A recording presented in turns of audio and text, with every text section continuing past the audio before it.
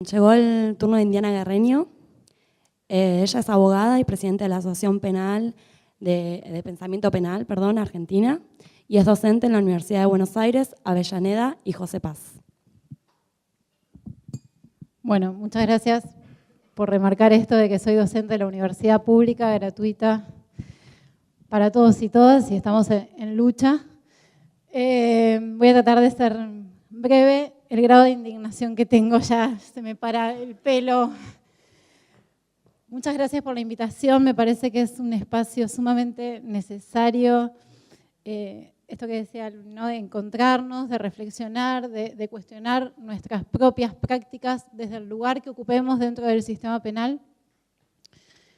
Les juro que estoy como temblando porque no, lo que contó la compañera de El Salvador pasa acá en Argentina también, y nosotros tenemos el aborto no punible regulado, y sin embargo hay profesionales de la salud que aparecen en redes sociales con el pañuelito celeste diciendo no cuenten conmigo, cuando hay que decirle a esos profesionales que están obligados a practicar esos abortos no punibles. No me quiero ir de tema, pero no quería dejar de decir esto.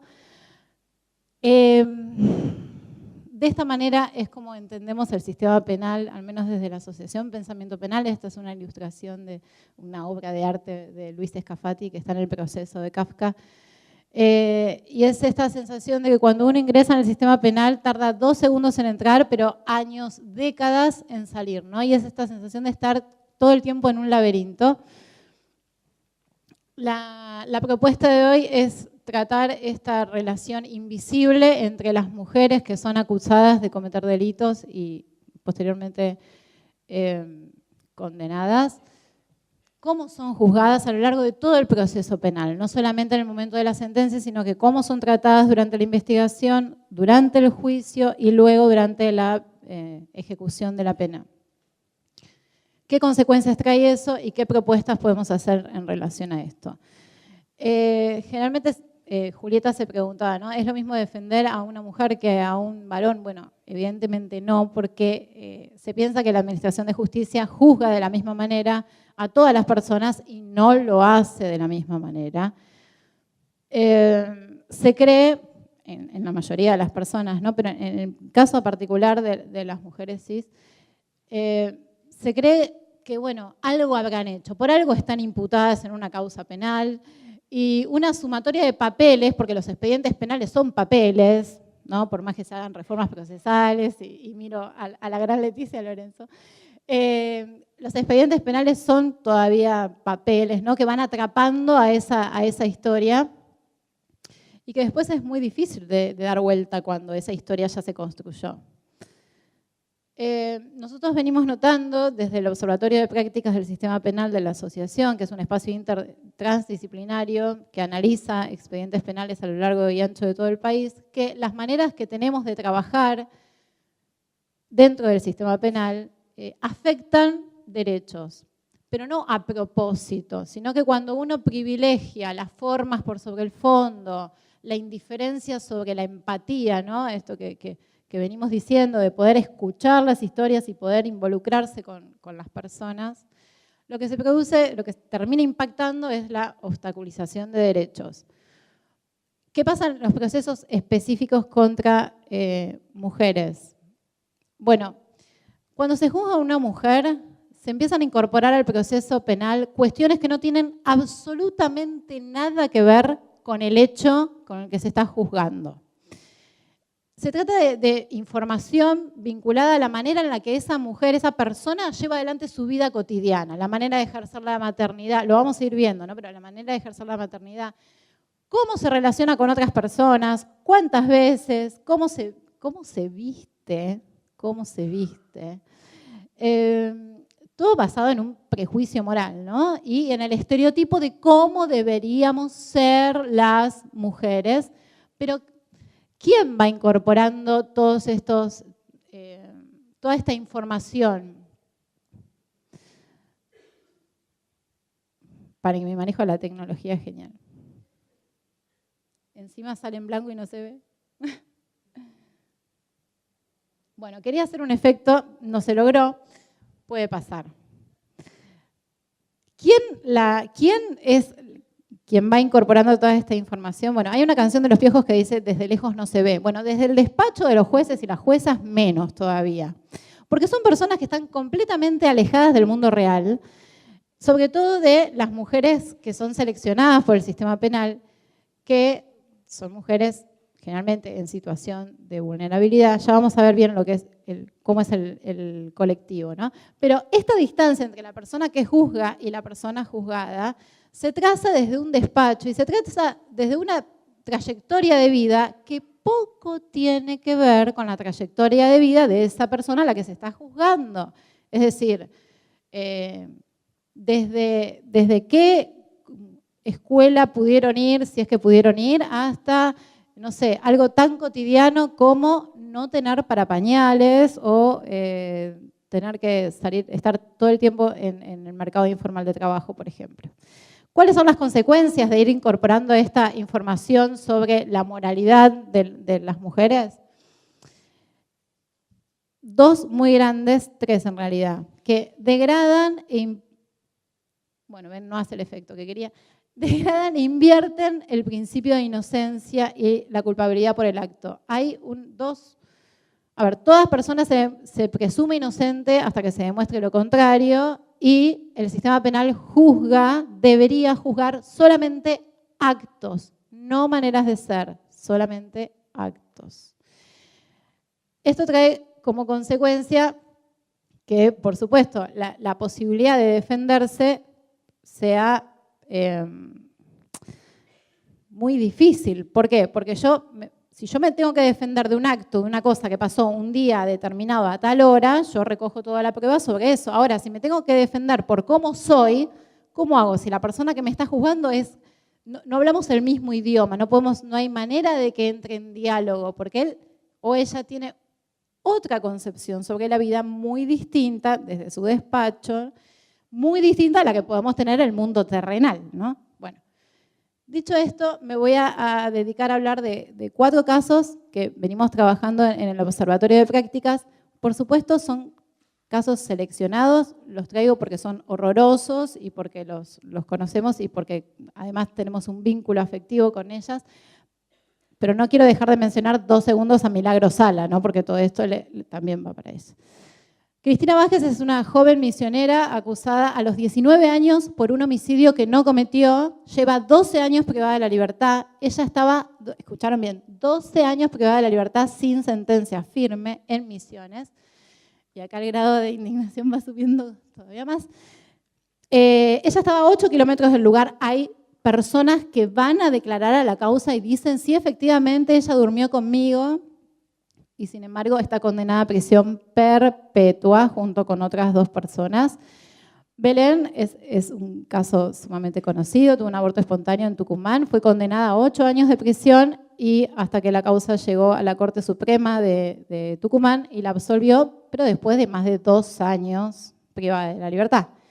Victoria Aguirre, calculo que también la deben conocer, ella estuvo imputada junto con su pareja por el homicidio de su bebé Selene.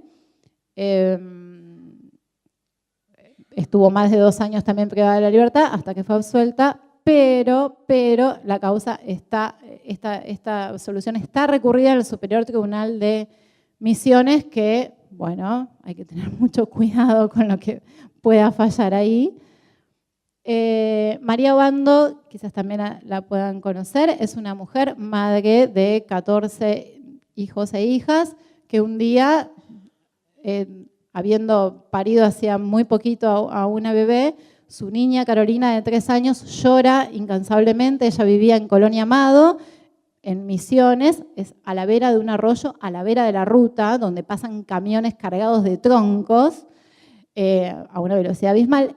Ella recoge a Carolina, la pone a UPA y empieza a caminar por esa ruta. Cuando se da cuenta que Carolina deja de llorar de repente, se da cuenta que se muere, la entierra a la orilla del arroyo y vuelve con mucho temor de que su pareja no se la cobre con ella, digamos. Una vecina la denuncia, porque siempre hay una vecina o un vecino que le encanta ejercer la ley. la denuncia y ella está privada de la libertad más de 2 años hasta que o sea, toda la presión que se hizo social y desde organizaciones de derechos humanos que viajamos hasta Misiones a estar así, mirando a ver si la absolvieron o no, terminó absuelta, pero después de 2 años y con la carga que, como comentaba ella, tiene en el pueblo, ¿no? Porque eso no fue en Posadas. Bueno, Lucía Olmos también es una mujer condenada a 20 años de prisión por haber abusado de un niño y una niña.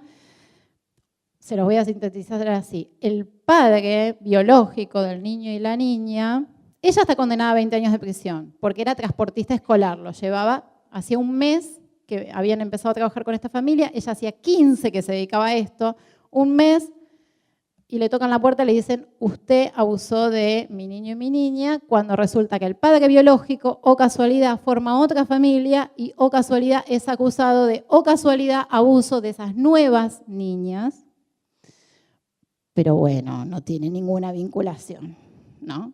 Bueno, esta persona no está ni investigada siquiera, esa causa nunca avanzó. Ella está condenada por 20 años de prisión, a 20 años de prisión. En base a estos casos, acá solamente voy a nombrar la violación del secreto médico como una mala práctica, pero no voy a entrar en eso porque la idea es ver cómo se juzga moralmente a las mujeres y cómo se ingresa información que no tiene nada que ver con el hecho.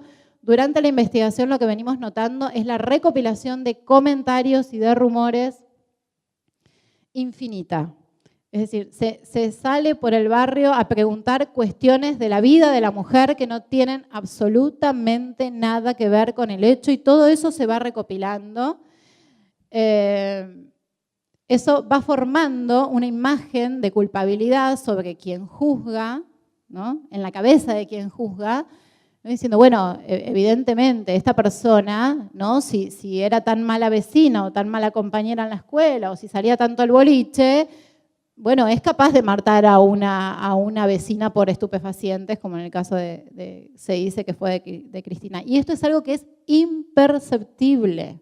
Esto es algo que no se ve, ¿sí? Por eso me parece que está bueno poner el foco acá y empezar a detectar estas cosas, ¿no? De cómo se va acumulando sin que nadie se horrorice con esto, ¿no? Porque es información que no tiene que ingresar al juicio.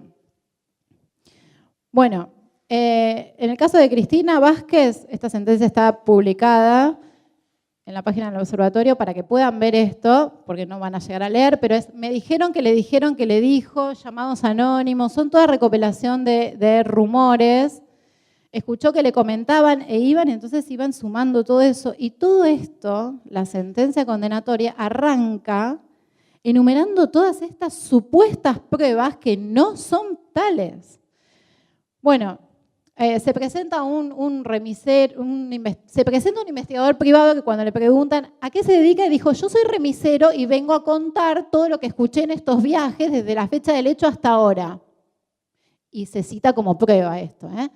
Bueno, en una parte se dice que los testigos decían que Cristina era desarreglada y sucia. Ah, bueno, ya estamos, entonces vamos a 1000.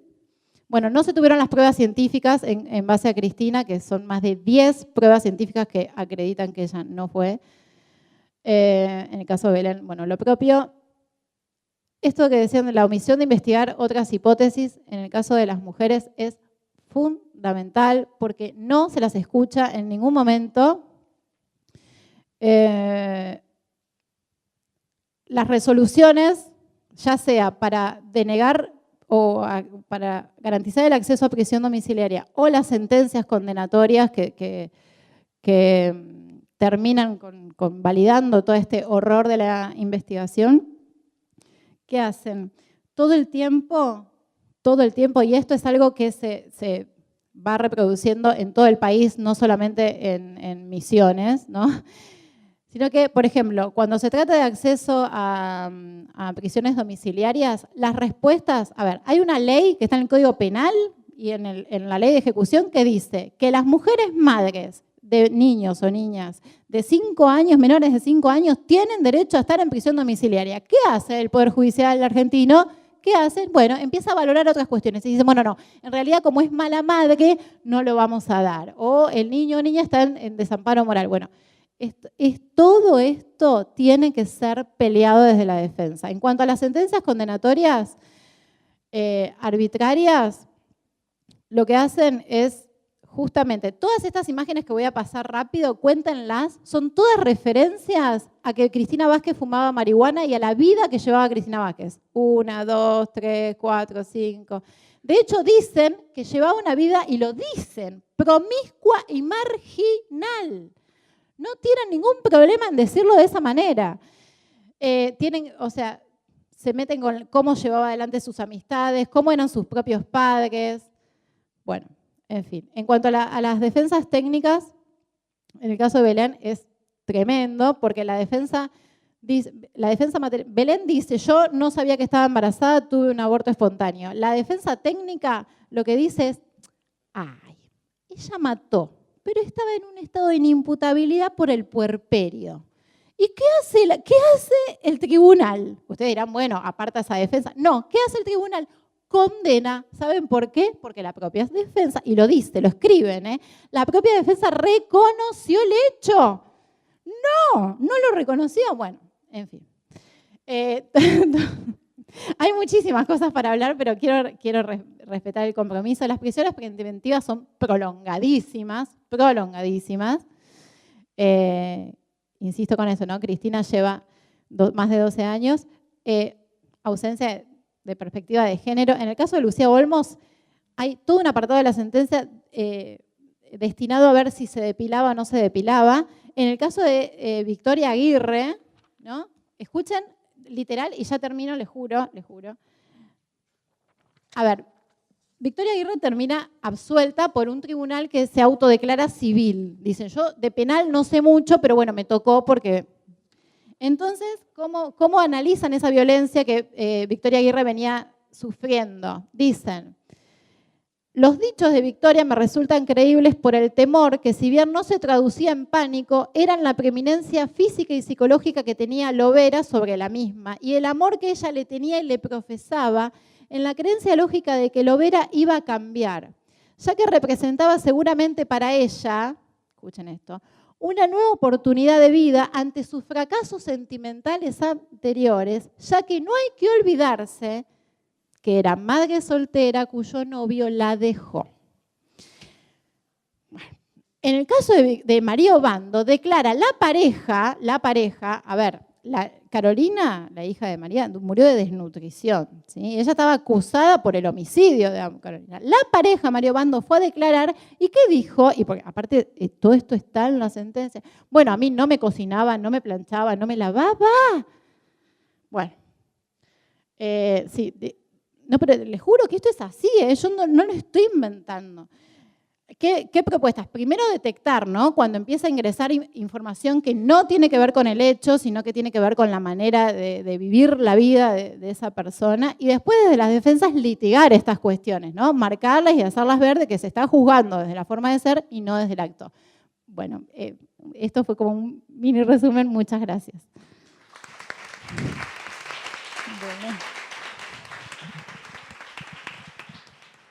Bueno, ¿alguien tiene alguna pregunta para hacer? ¿Sí? Bien. ¿Cómo? Sí, te acerco el micrófono.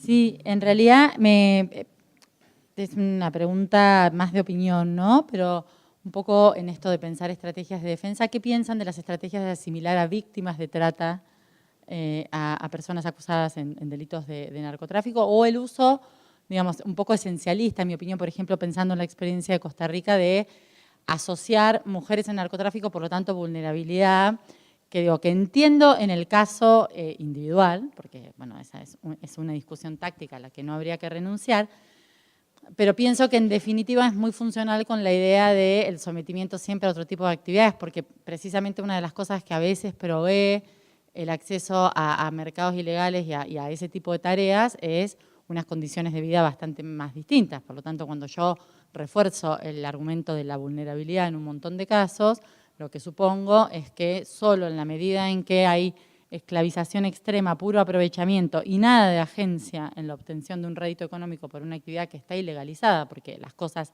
legales o ilegalizadas no existen como tales, digo, como una política sostenida, si eso no termina como perpetuando la idea de, digamos, el par de sometimiento extremo a través, en todo caso, de alguna excepción punitiva por piedad, pero no por comprensión del fenómeno. No sé si se entiende mucho eso. Y después a Luli, cuando hacías el comentario de la defensa de Mariana Gómez como una defensa de trastorno transitorio, después cuando hablabas de las defensas de gay panic attack y todo lo demás, ¿cómo uno puede pensar unos filos para usar eso?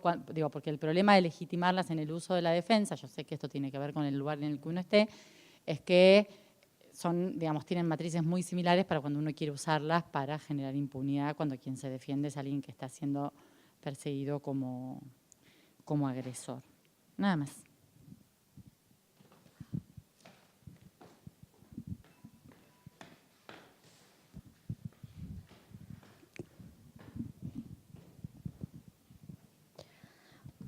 Bueno, gracias Ileana por la pregunta. En parte me permite dialogar con tu exposición y en el último tiempo, a partir de lecturas sobre este tema tan complejo de feminismo, punitivismo, etcétera, etcétera, me preguntaba en qué medida hay un garantismo y un ser garantista en el proceso penal, ¿no? Ese garantista que deja por fuera todo lo demás del contexto y no un garantismo que supuestamente trabaja para la digamos, reposición o establecer el equilibrio entre relaciones desigual de poder. Es decir, el garantismo parecería que solamente se ocupa de aquello que pasa en el proceso sin mirar el afuera, que es algo que vos marcaste.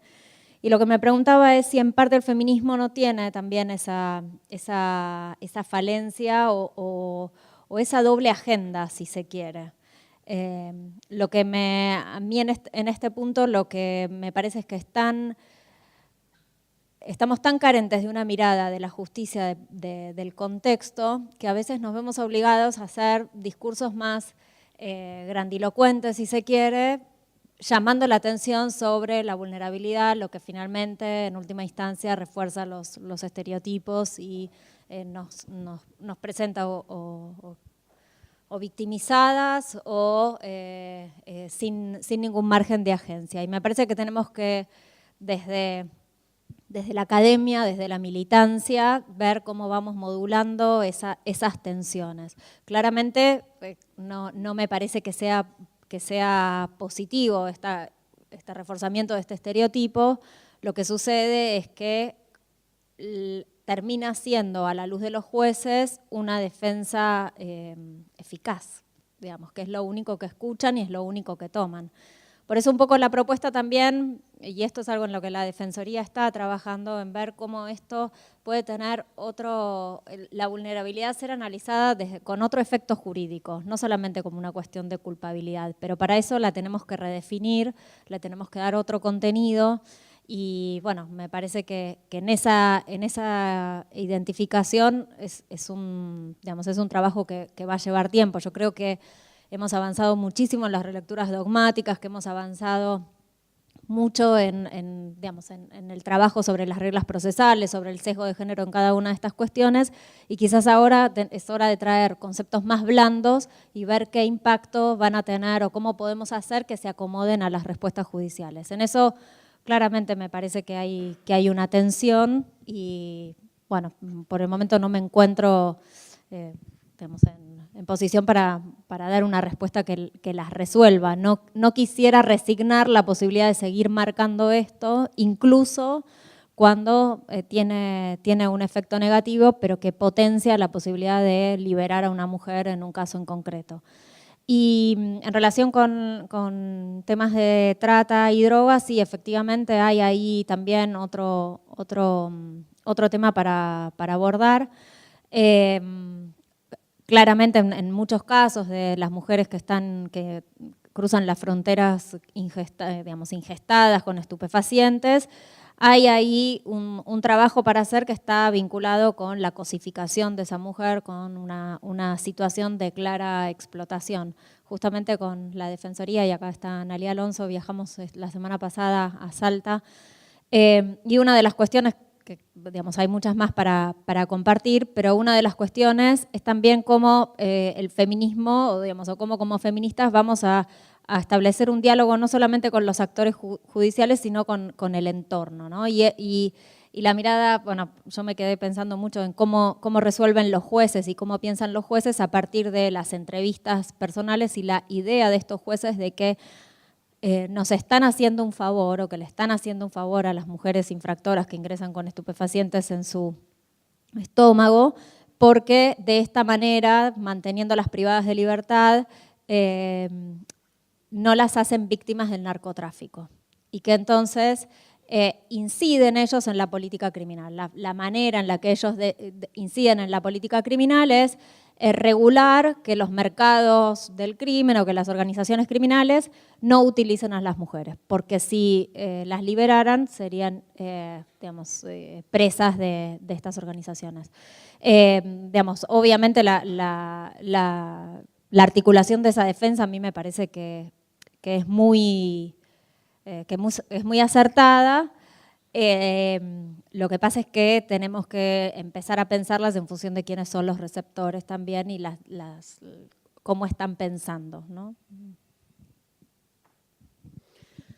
Tengo una amiga que está presa hace un mes por tenencia simple para consumo. Es travesti, peruana y afrodescendiente. 45% de las consumo. El 45% de las detenciones, la Procunar, o las Procunares, el 45% de las detenciones en temas de estupefacientes es para consumo personal, lo cual es... Claro, es muy malo porque no es delito. Bueno, entre otras cosas. No, quería tomar, para vincular los dos temas, porque me parece que está bueno y retomarlo, y también en las exposiciones de las dos compañeras, la cuestión de la agencia. Hay casos, me parece, en este panel donde claramente se criminalizan situaciones donde no hay agencia, tipo un parto trágico, no hay agencia, a menos que sea una agencia vaginal, no sé, como una cosa así, pero no hay agencia en principio. Como esto está permanentemente, ¿no? Como esto es lo que está ahí, la agencia o no la agencia. Respecto de la pregunta concreta, y cómo esto atraviesa, digamos, ¿no? Esto, ¿qué es lo que se castiga y qué es lo que se defiende? ¿Qué se defiende? ¿Una mujer sin agencia o alguien con agencia? Me parece que esto es lo que la legítima defensa justamente nos permite. Quizás lo dije mal. A mí el trastorno mental transitorio como defensa, en el caso de Mariana Gómez y en este tipo de casos, me parece una mala defensa. Me parece una mala defensa, primero porque es patologizante, criminalizante, segundo porque no hay ningún trastorno transitorio en el DSM que puedas utilizar, lo cual es un requisito, y esto los abogados lamentablemente como que no saben que para alegar un trastorno tiene que existir. Está muy de moda alegar síndromes que no existen, entonces bueno, esta es como una cuestión.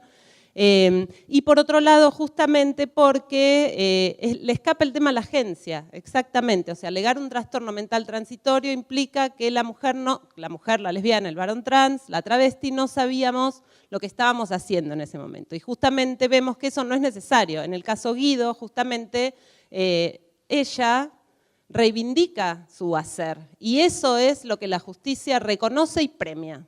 En ese caso tiene esta arista de que, bueno, premia en definitiva, o sea, hay que ver qué es lo que se premia también, ¿no? Y esa es otra discusión, porque la defensa de la virginidad, bueno, es una arista, o sea, no tenemos que dejar que vaya hacia ahí, pero sí me parece un punto. Y es el punto también justamente para distinguir un caso de legítima defensa de estas otras cuestiones contrabandeables como la defensa del pánico gay o del pánico trans, porque justamente en esos casos lo que no se puede defender es la agencia del agresor. Por eso es que se vinculan con trastornos mentales, que tampoco existen. Así que gracias por permitirme aclararlo si había quedado confuso.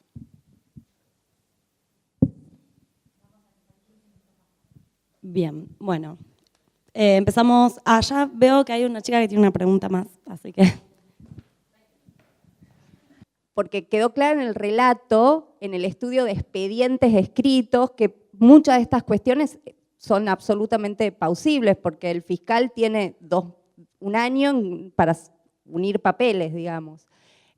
tal vez un sistema adversarial oral, un sistema nuevo tiene esos impactos. Tenemos estudios en eso, deberíamos hacerlos, digamos, como en esta pregunta global sobre otros elementos a analizar en esta problemática. A ver, arrestos domiciliarios, donde se decide que no van a ir, a pesar de que la ley lo dice, ¿sí?, sin ser escuchada la mujer, sin ser escuchada en ningún momento, sin ser escuchados esos niños, niñas y adolescentes. No son escuchadas las personas que van a recibirlas en sus casas. Es decir, sí, para mí, para ser bien concreta, el cambio es sustancial cuando vos tenés la persona enfrente y podés dialogar. Y eso solamente se logra en un sistema adversarial y no en seguir con el expediente en papel o hacer como que somos acusatorios y en realidad no lo somos. O sea,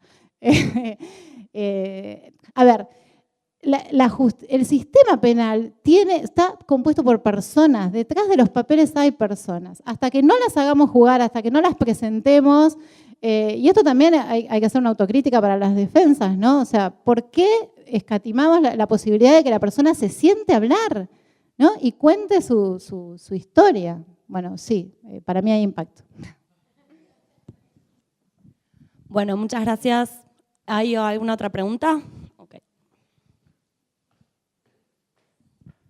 La primera pregunta tiene que ver, digamos, cómo justifican la acción, digamos, del tipo penal frente a un aborto espontáneo dentro de, o sea, si bien está, digamos, la cuestión de los valores y eso, pero la acción de alguna manera la tienen que justificar para configurar el tipo penal, ¿no? Quería compartir una experiencia que sucede en Entre Ríos de un caso que un varón trans, perdón, hoy en día, digamos, en Entre Ríos, lo quieren cambiar, digamos, él pidió mantenerse en la cárcel de mujeres y es el Estado el que lo quiere trasladar a una cárcel de varones, digamos, entrando en un positivismo que deja de lado de la realidad, digamos, que puede llegar a sufrir y vivenciar dentro de una cárcel con todos hombres cis. Y bueno, y qué estrategias de la defensa se pueden implementar en esos casos, digamos, sin entrar en un positivismo, digamos, de la ley. Por último, cuestiones que tienen que ver con el tema, bueno, de Nair y toda la situación que se vivió.